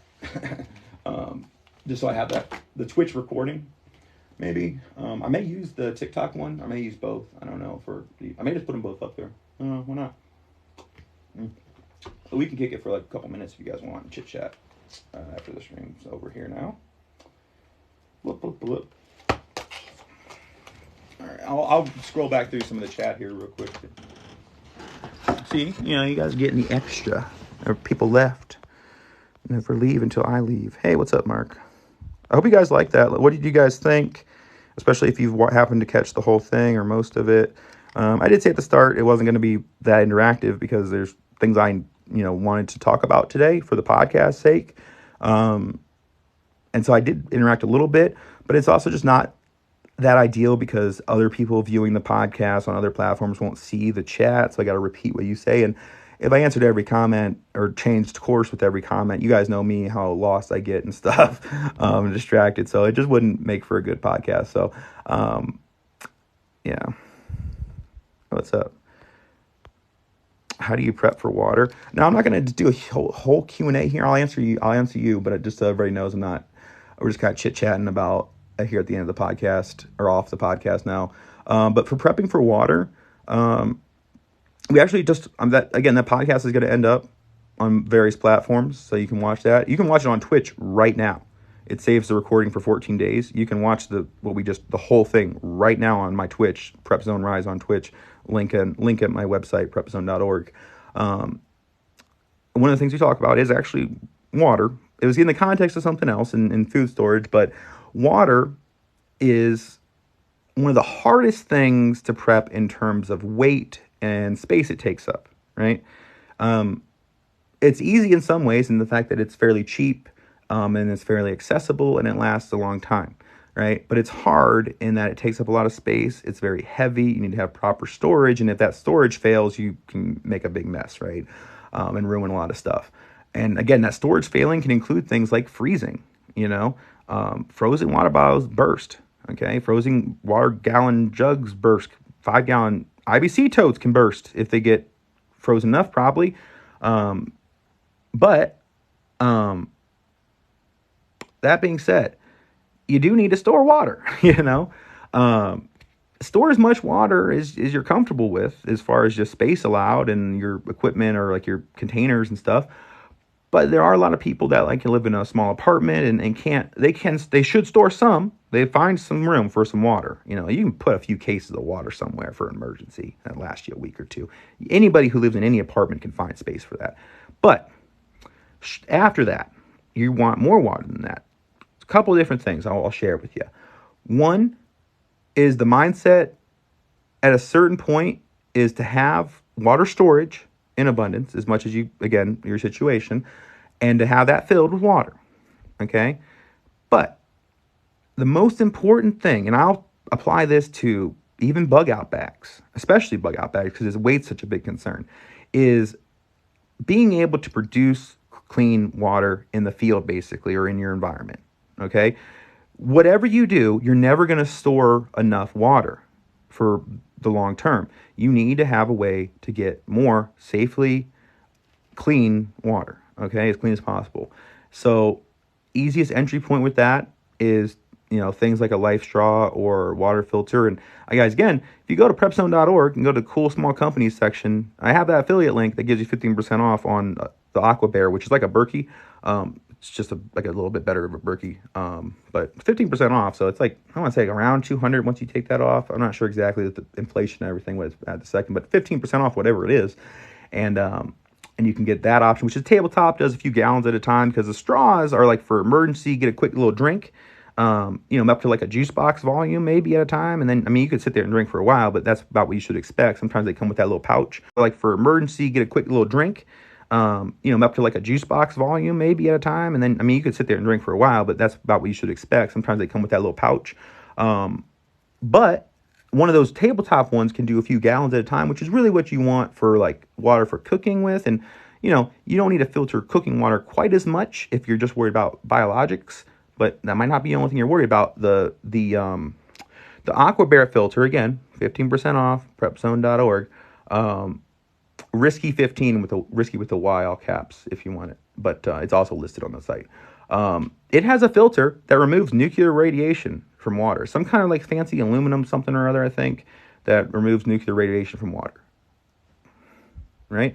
That's cool that it does that, and then it does the volume, right? So that's an option, is it's a filter water. You can also make your own activated charcoal, sand, different fabrics. You can also get a case of home water filters and, modify those, for your plumbing system. They're like a tube kind of thing, and then they go into a container, and then the water poops through it. But yeah, so that's the key, is to figure out how to produce it. So you can take rainwater, groundwater, and filter those.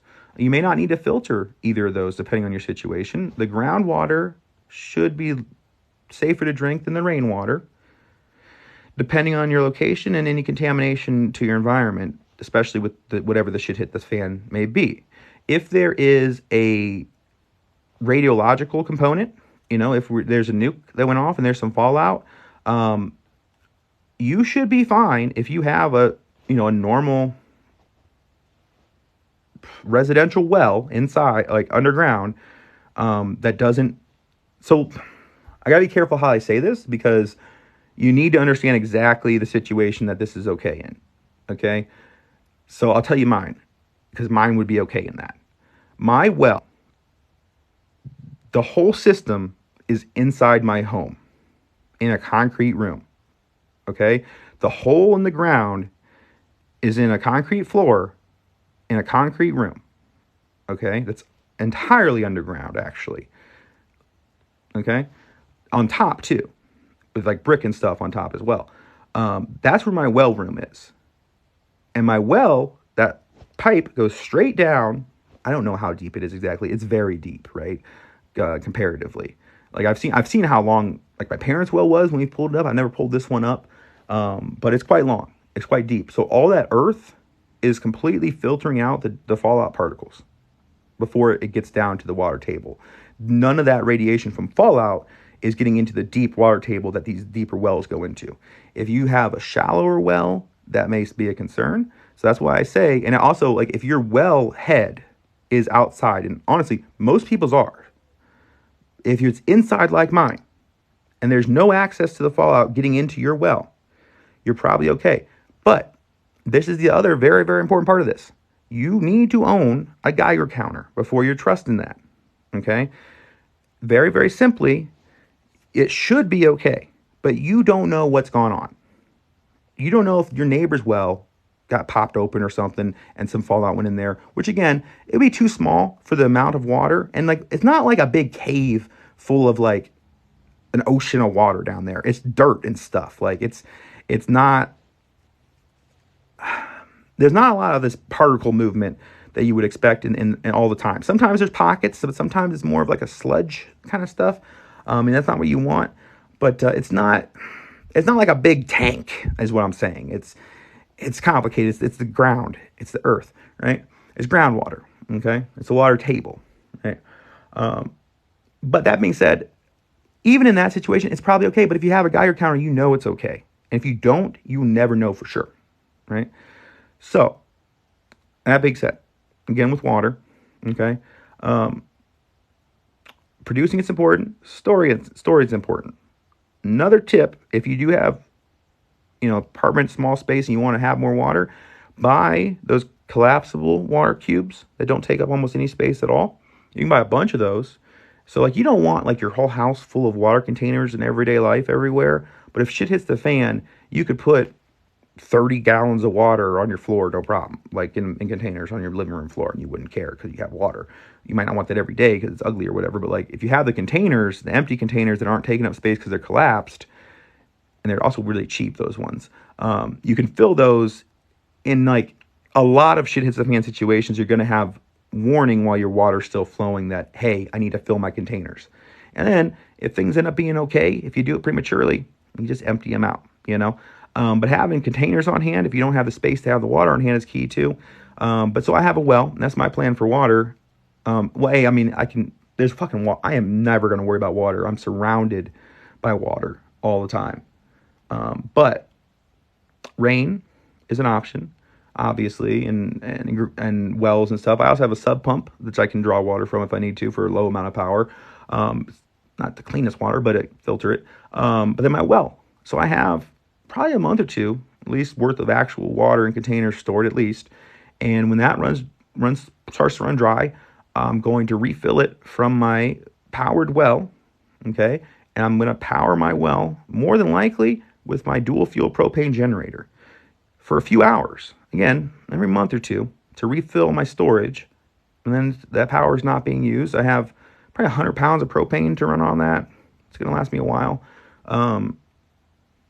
And that's basically the main thing it's going to be used for, that generator, is running that well every few months, because everything else is renewable, available, and I'm working on a renewable system to run that well every so often too. I might have all the components I need to make that work. It might just be a matter of figuring it out and putting it together, which is good for prepping reasons to have the components on hand, but I'm still working on it. I just built a new microgrid yesterday that might get involved with that. We're going to do some research and stuff. But so that's my plan, and I think it's a pretty smart one.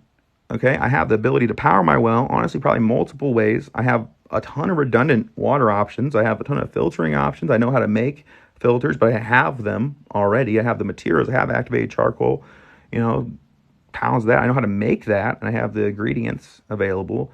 I know how to make a lot of shit from nature. That's something I've been trying to learn a lot and share with you guys a lot lately, is production from natural resources around that I can get my hands on, basically. Producing things I'm going to need. Obviously, we're doing food, but also, anything I can think of that's like producing from the land, I want to kind of understand. So right now we're just kind of chit-chatting space, because we did the podcast. The whole podcast is going to be on YouTube. As chit-chat might not be. Maybe I'll take it and just upload both versions, because the Twitch stream or whatever is, I may mix them together in the editor, I don't know. But the Twitch stream is available right now if you want to watch the whole thing on Twitch. Prepzone Rise on Twitch.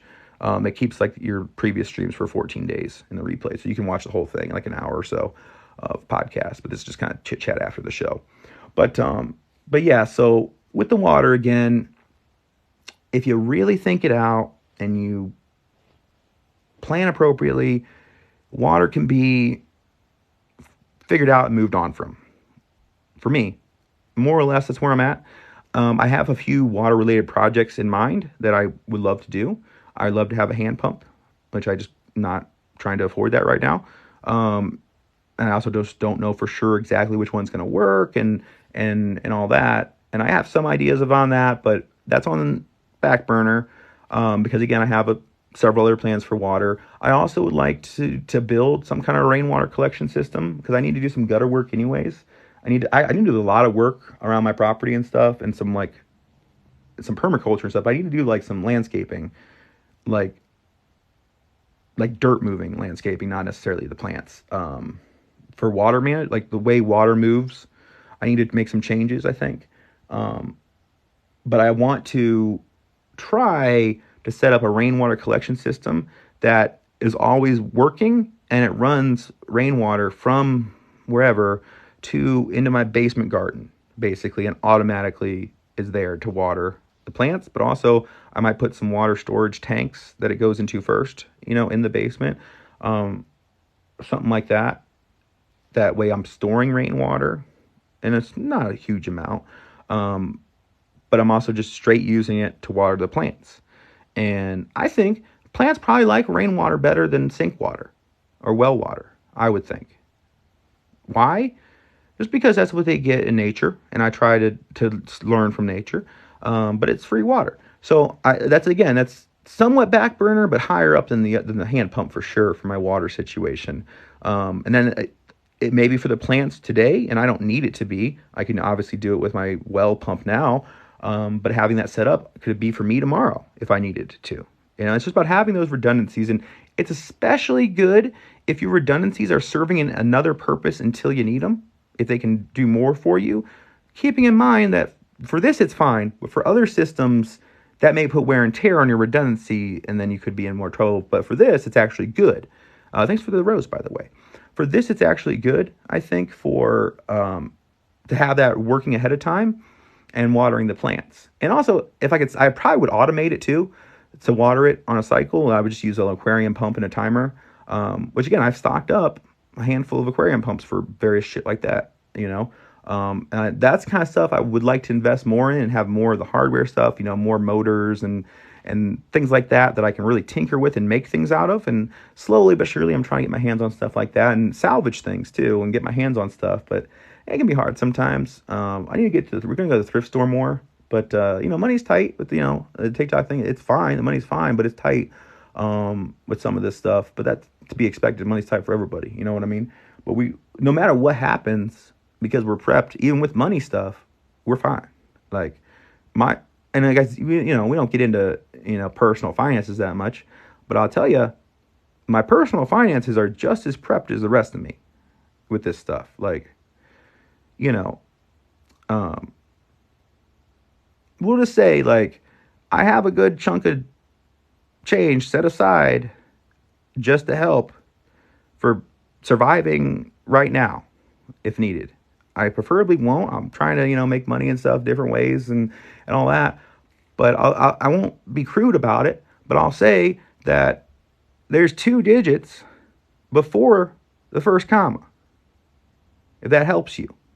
And that's not like, there's plenty of other assets and monies that is explicitly emergency if something goes wrong with the world right now money, right? And also with me taking the risk of going full-time like content creator and all that, right? But all of those bets are hedged. You know what I mean? Like monetarily, that is a prep that I have done before I've done anything else that people see. People don't know that because I don't need to be telling you about my bank account, but I saved up to do what I'm doing right now and to be prepared right now. Basically, is what I'm telling you, right? And I'm prepared for that. I, again, trying to touch that money, and it's just in case, but it's there, right? Not to mention all the line of credit beyond that, which, again, not trying to be used all the time, but there's I have a lot of credit availability is what I'll say, if needed in an emergency. So, like, financially prepared, I am. I don't talk too much about that because, again, it's gross kind of talk in some ways. You know what I mean? Like, I wish you didn't have to do that kind of stuff.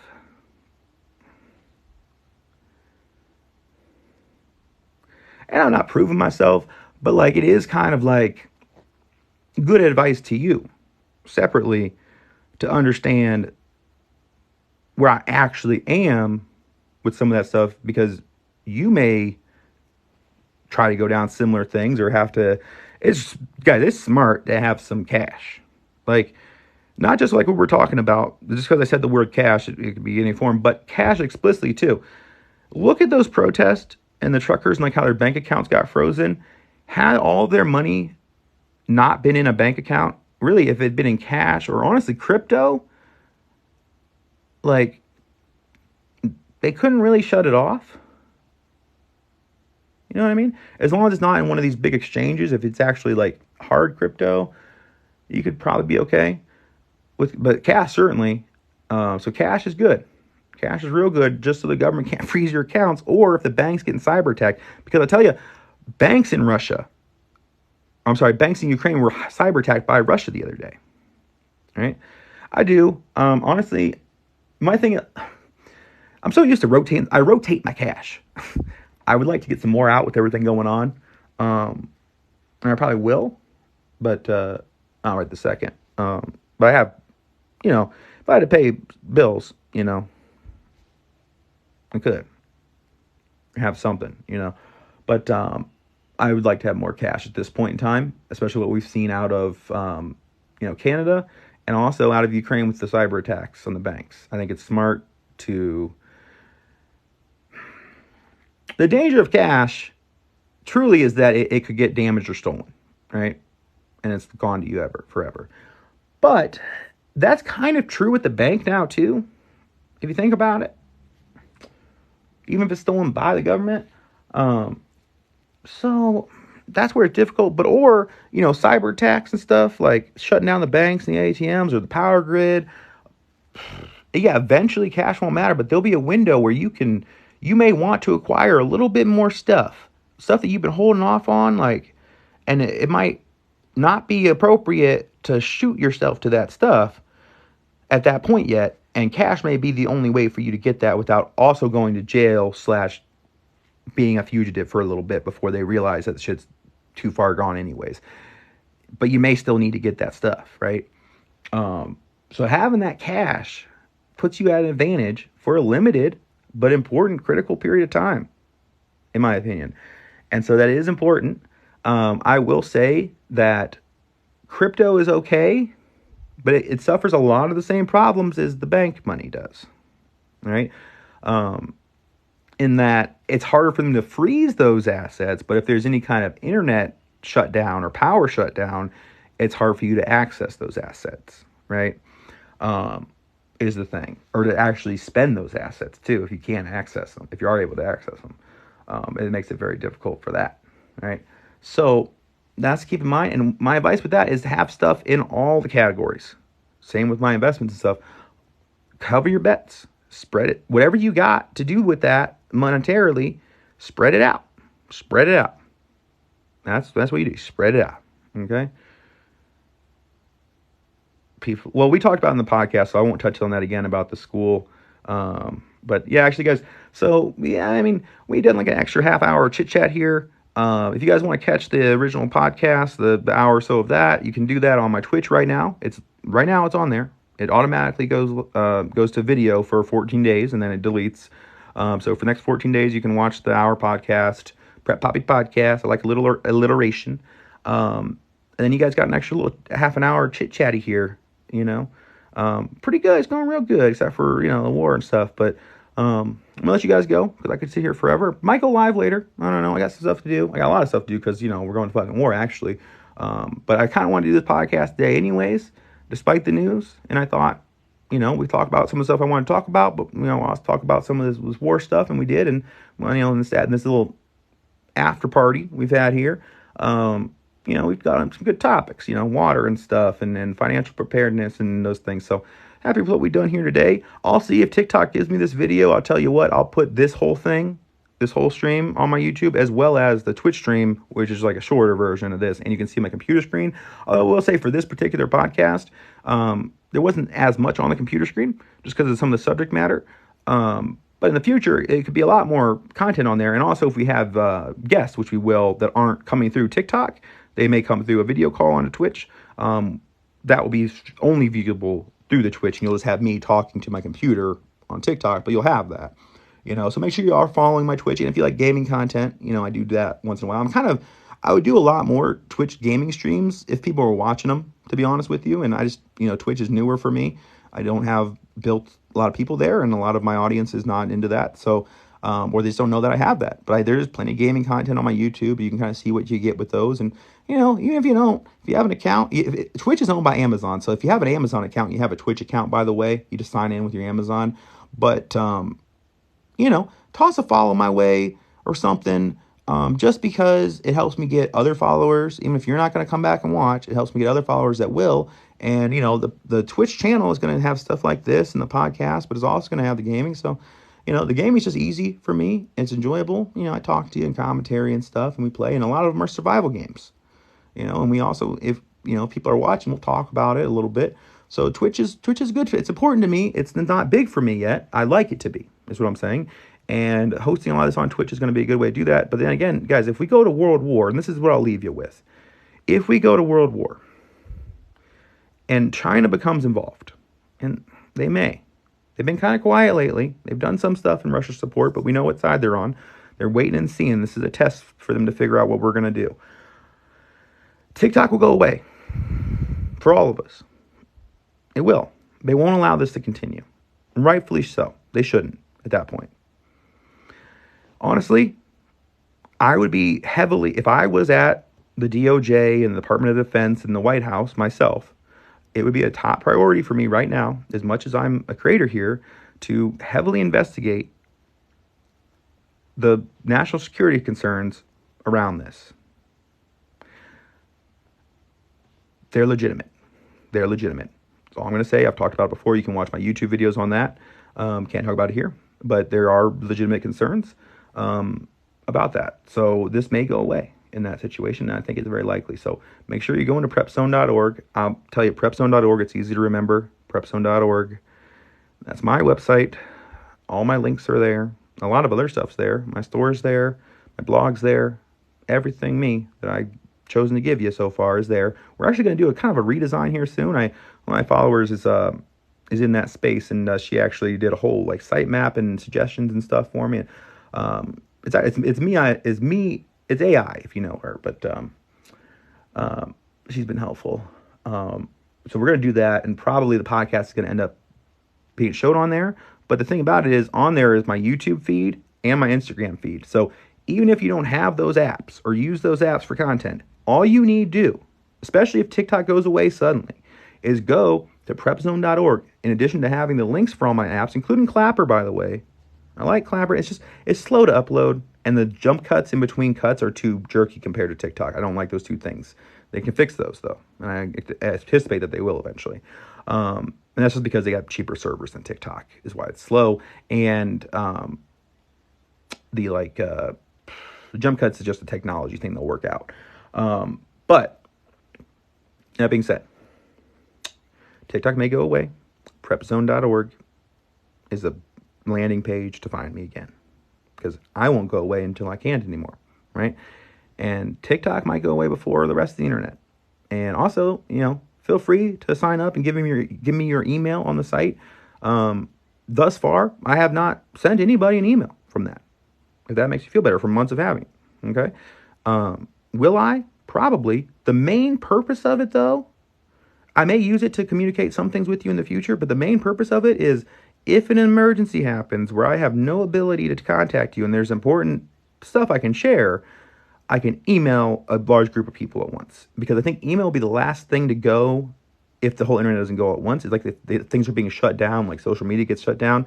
Email will still exist because it exists for business so much, and for operations of everything everywhere. Maybe certain email servers will still work or some will shut down, but I think email will be the most long-lasting communication on the internet in a lot of ways. So that's why I encourage everybody to just provide that. And like I said, I haven't sent anybody an email or anything. Will I send you an affiliate link one day? Maybe. I don't know. That'd probably be smart. But as right now, it's just like an emergency thing. I don't know. But I don't, probably not. But it's just there, and I encourage you guys to know about that. And another way, too, is that list of email addresses, we can coordinate as a group during Shit Hits the Fan in some ways and share information, because people will be able to respond to my email and I can then forward to the entire group or whatever. You know what I mean? What I would do, like, you won't see everybody else's emails. That's the invasion of privacy. It'll be a blind carbon copy to you, but then you reply to me with your geographic intel or whatever. I can then forward that out to the rest of the group, again, blindly of who sent it, even just the intel. And it ends up being a fairly decent, not like as shit's hitting the fan communication system, I guess I'll call it, right? That's my vision for that contingency, that redundancy. And I guess I haven't really explained that well until now. But that's what it's for. So keep that in mind. That, again, if social media fucks up, I own Prepzone.org. I control it as much as anybody controls any website, okay? And I have a forum, too, on there where you guys can talk pretty much freely. Just don't be a dick, It's all up to my discretion if you're being a dick or not, by the way. But, there's not the moderation you get here. You guys can share information and stuff, and I encourage you to do that, too. And I can engage with you there, honestly, as well. But all that being said, that's a little bit more information where you can find more, where you can, you go to Twitch and you can watch the whole podcast from earlier. This is our after party. And I love you guys. Stay safe. I wish you all the best. And take it easy.